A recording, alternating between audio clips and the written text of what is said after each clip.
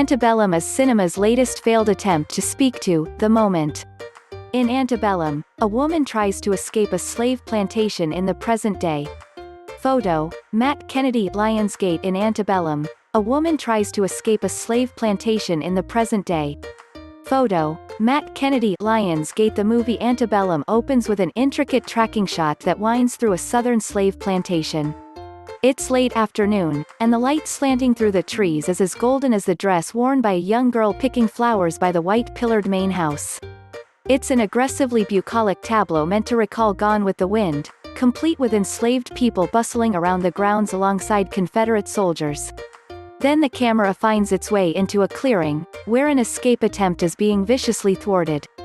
A woman's desperate sprint toward the tree line is presented in extravagant slow motion, capturing every panicked contortion of her face as she's dragged to the ground and murdered. The violence is filmed with the same uncanny lushness as everything that has come before, seemingly to emphasize the horror that has always been at the heart of plantation nostalgia.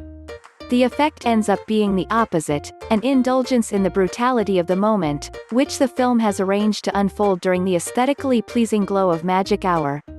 For members of the media, Antebellum begins with a message from filmmakers Gerard, Bush and Renz, priming the audience for what it is about to watch.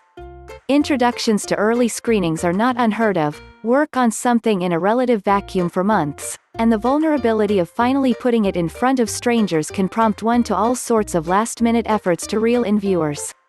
Antebellum, starring Janelle Monáe, had been building buzz since late 2019 with mysterious trailers that touted its connection to Get Out, with which it shares a pair of producers.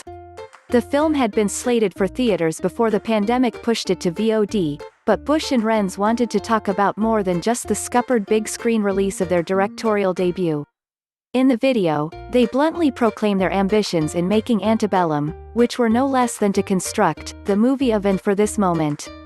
Few directors rush to position their work as didactic, but Bush and Renz, who come from a background of advertising and PSAs, describe Antebellum as medicine, tucked away in entertainment.